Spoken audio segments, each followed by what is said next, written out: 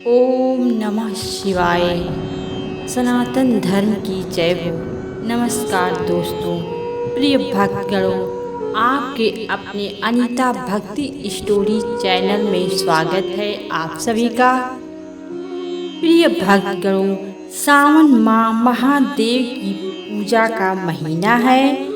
इसमें शिव भक्त कांवर लेकर पद यात्रा करते हुए देश के विभिन्न प्रसिद्ध शिव मंदिरों में जल चढ़ाते हैं। देव आदिदेव शिव को गंगा जल के अलावा जो सबसे प्रिय है वह है बेलपत्र। तो दोस्तों, आज की कथा में हम जानेंगे आखिर शिव जी को बेलपत्र इतना पसंद क्यों है। इससे पहले दोस्तों, यदि आप चैनल पर नए हैं तो कृपया चैनल को सब्सक्राइब करके बेल आइकन को प्रेस कर लीजिए, जिससे आप सदैव सनातन धर्म से जुड़े रहेंगे। दोस्तों, कमेंट बॉक्स में हर हर महादेव जरूर लिखें। दोस्तों, नारद जी ने एक बार भोलेनाथ की स्तुति कर पूछा, प्रभु आपको प्रसन्न करने के लिए सबसे उत्तम और सुलभ साधन क्या है। हे त्रिलोकीनाथ, आप तो निर्विकार और निष्काम हैं। आप सहज ही प्रसन्न हो जाते हैं। फिर भी मेरी जानने की इच्छा है कि आपको क्या प्रिय है। शिव जी बोले, नारद जी, वैसे तो मुझे भक्त के भाव सबसे प्रिय हैं, फिर भी आपने पूछा है तो बताता हूँ। मुझे जल के साथ साथ बेलपत्र बहुत प्रिय है। जो अखंड बेलपत्र मुझे श्रद्धा से अर्पित करते हैं, मैं उन्हें अपने लोक में स्थान देता हूँ। नारद जी भगवान शंकर और माता पार्वती की वंदना कर अपने लोक को चले गए। उनके जाने के बाद पार्वती माता ने शिव जी से पूछा, हे प्रभु, मेरी यह जानने की बड़ी उत्कृष्ट इच्छा हो रही है कि आपको बेलपत्र इतने प्रिय क्यों हैं। कृपा करके मेरी जिज्ञासा शांत कीजिए। शिव जी बोले, हे देवी, बेलपत्र मेरी जटा के समान है। उसका 3 पत्र यानी 3 पत्ते ऋग्वेद, यजुर्वेद और सामवेद हैं। शाखाएं समस्त शास्त्र का स्वरूप हैं। बेल वृक्ष को आप पृथ्वी का कल्प वृक्ष समझें, जो ब्रह्मा विष्णु शिव स्वरूप हैं। स्वयं महालक्ष्मी ने शैल पर्वत पर बेल वृक्ष रूप में जन्म लिया था।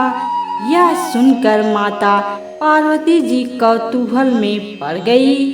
उन्होंने पूछा, देवी लक्ष्मी ने आखिर बेल वृक्ष का रूप क्यों लिया।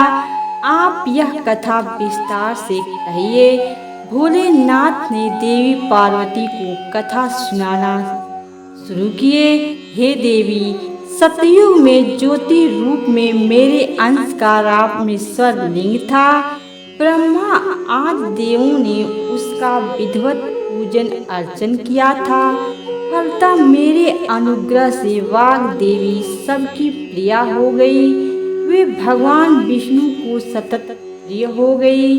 मेरे प्रभाव से भगवान केशव के मन में वाग देवी के लिए जितनी प्रीति हुई वह स्वयं लक्ष्मी को नहीं भाई। अतः लक्ष्मी देवी चिंतित और रुष्ट होकर परम उत्तम श्री शैल पर्वत पर चली गई। वहां उन्होंने मेरे विग्रह की उग्र तपस्या प्रारंभ कर दी। हे परमेश्वरी, कुछ समय बाद महालक्ष्मी जी ने मेरे विग्रह से थोड़ा ऊर्ध्व से एक वृक्ष का रूप धारण कर लिया और अपने पत्र पुष्प द्वारा निरंतर मेरा पूजन करने लगी।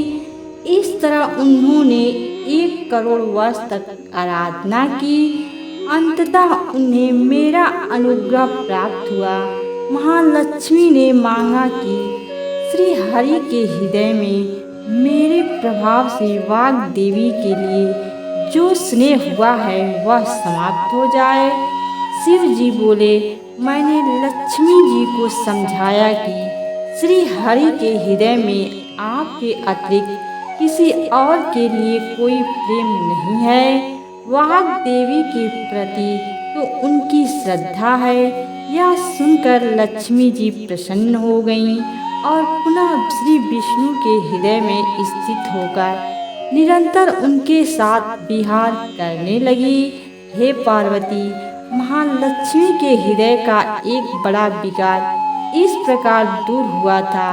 इस कारण हरिप्रिया उसी वृक्ष रूप में सर्वदा अतिशय भक्ति से भरकर यत्न पूर्वक मेरी पूजा करने लगी। बेल वृक्ष इस कारण मुझे बहुत प्रिय है और मैं बेल वृक्ष का आश्रय लेकर रहता हूँ। बेल वृक्ष को सदा सर्व तीर्थमय एवं सर्वदेवमय मानना चाहिए, इसमें तनिक भी संदेह नहीं है। बेलपत्र, बेल फूल, बेल वृक्ष अथवा बेल काष्ठ के चंदन से जो मेरा पूजन करता है वह भक्त मेरा प्रिय है। बेल वृक्ष को शिव के समान ही समझो, वह मेरा शरीर है। जो भक्त बेल पत्र पर चंदन से ओम नमः शिवाय लिखकर मुझे अर्पण करता है, मैं उसे सभी पापों से मुक्त करके शिवलोक में स्थान देता हूँ। उस व्यक्ति को शिवलोक पहुँचने पर माता लक्ष्मी भी नमस्कार करती हैं और जिस व्यक्ति की मृत्यु बेल के पेड़ के नीचे होती है उस व्यक्ति को रुद्रदेह की प्राप्ति होती है। नमस्कार दोस्तों, यह कथा आप लोगों को कैसी लगी कमेंट करके ज़रूर बताएं तथा वीडियो को लाइक कर अभी तक चैनल को सब्सक्राइब नहीं किया है तो कृपया चैनल को सब्सक्राइब कर दीजिए। सदैव आपके ऊपर भगवान भोलेनाथ की कृपा बनी रहे। हर हर महादेव।